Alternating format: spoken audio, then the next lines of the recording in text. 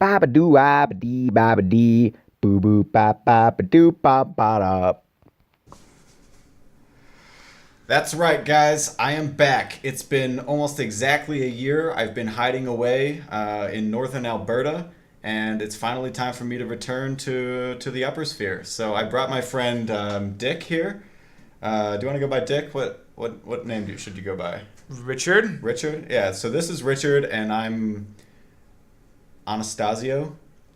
And today we're going to be talking about everybody's favorite personality theory, Myers-Briggs. However, we're going to stray away from the more traditionalist Myers-Briggs, and we're going to talk a little bit more about the typology proposed by Carl Jung and its sort of derivatives that you see online. So hepatitis. Yeah, hepatitis. John and I think, are both of the same person. Richard. Yeah, we'll blank that out. Okay. And we'll cut this out. Okay. Yeah, so Richard and I are both, I think, of the same personality type, which is the ENTP. That means that we lead with extroverted intuition, followed by introverted thinking. Hepatitis. Followed by extroverted feeling, followed by introverted sensation. And so what I'm going to do is I'm going to kind of describe those things to John and try to get his thoughts on them, see if he thinks that he falls within that category, and I want to see what he thinks of the validity of this theory, because as useful and interesting as it can be, I think it definitely has its pitfalls, and there have been times where I've questioned whether it's even worth thinking about at all. So we're going to see what John has to say about this kind of stuff. Cool. So, do you have any thoughts about it? I do. Okay, I have let's lots hear of it. thoughts. Let's hear it, man. I have so many thoughts, I can't pick one because I have so many. Yeah, and so that's extroverted intuition, my friend. That's what it is right there. So what about the Myers-Briggs do you are you so what specific aspect of Myers-Briggs should we talk about right now? Oh, well, I think we should just talk about the general logic of it, because one thing that I have always found. Oh, I have an idea. Okay. So, I don't know if I don't know if you guys know what the DSM is. It's called the Diagnostic Statistical Manual. YouTube viewers are 12 and uneducated, so I'm going to go with yes. All right, cool. So, it's the thing that they use to classify mental illness. What does it have in common with Myers-Briggs? Both of them are classified as typological approaches to assessing personality or psychology. Interesting. Because when you think about it, the alternative to this would be, maybe trait approaches. As opposed, so for example, the extrovertedness is a trait. Now there might be some people that the term is ambivert? Ambivert. But that undermines the entire dimension. Exactly. If you can say, well, I'm somewhere in the middle, or everyone has their specific form of extroversion or introversion, it completely devalues the point of the category, because as you increase the number of categories, you actually approach the actual number of things in the universe, right? Because nice glasses. Yeah. By the way. Thanks. Like, it's like the map is not the territory. So imagine a map of this room, and it's very, very vague. It's very, let's say, maybe you've got a shitty drawing of this chair. You've got that drawer thing. You've got the lights. You've got two humanoid objects in here. Humanoid objects. Yes. Yeah, and then you get a little bit more detailed. Maybe you draw my keys here, my wallet. Maybe you draw the zipper on this bag.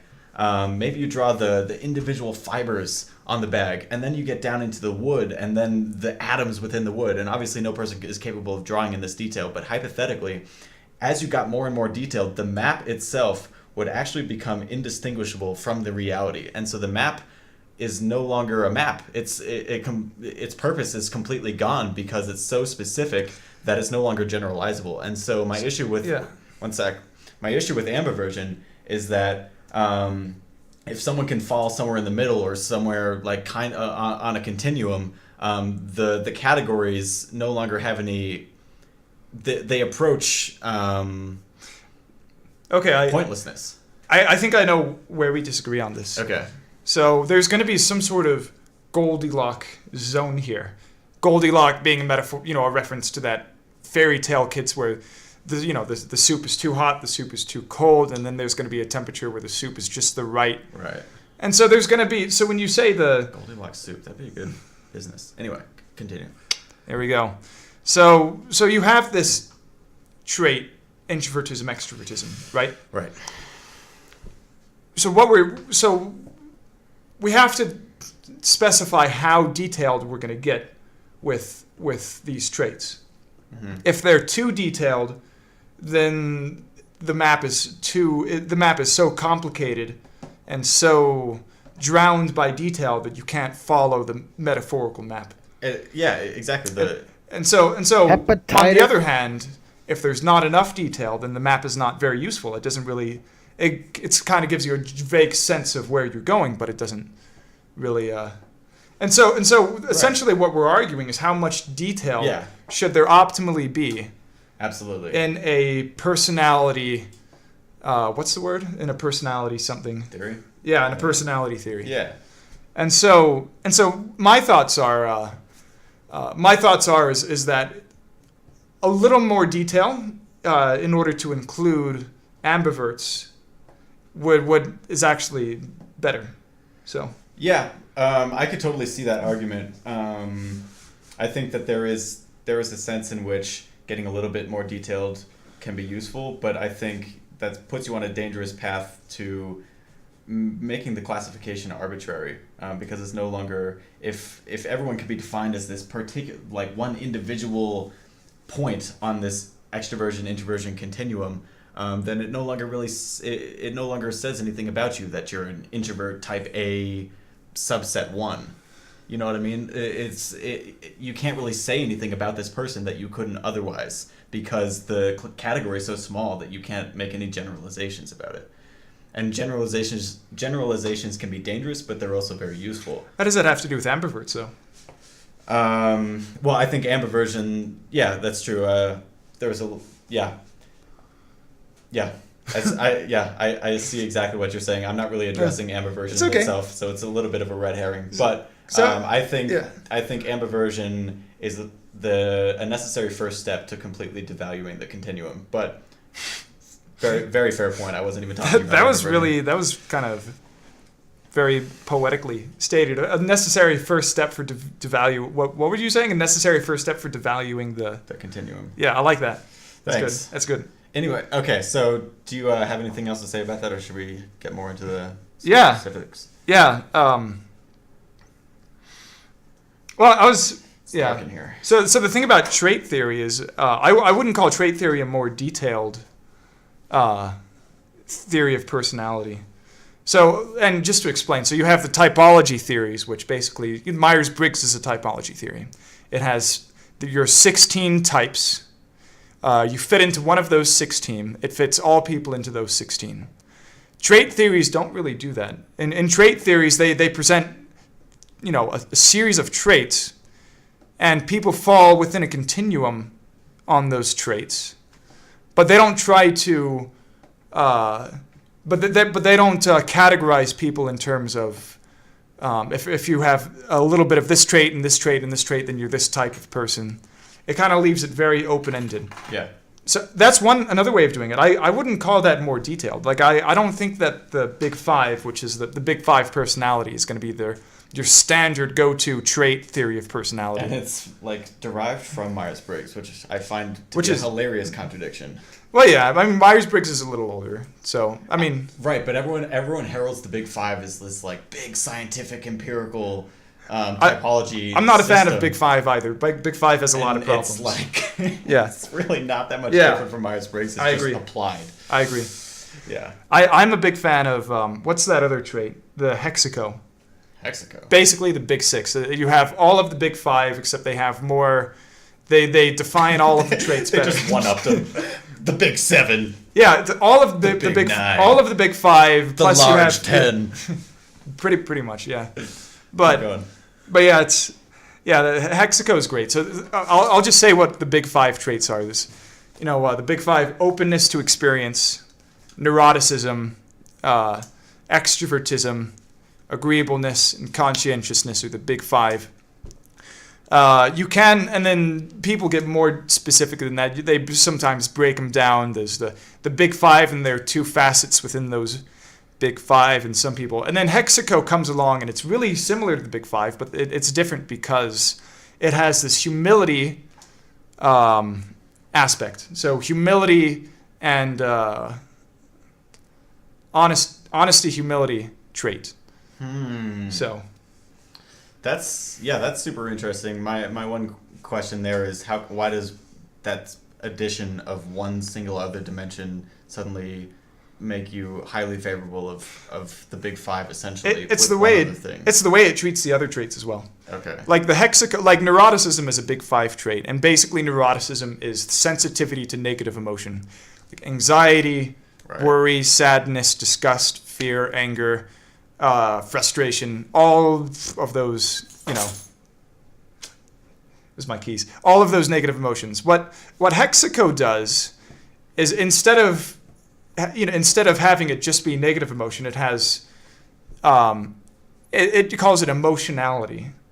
So not only does it gauge your sensitivity to negative emotions, it gauges your sensitivity to emotional arousal in general.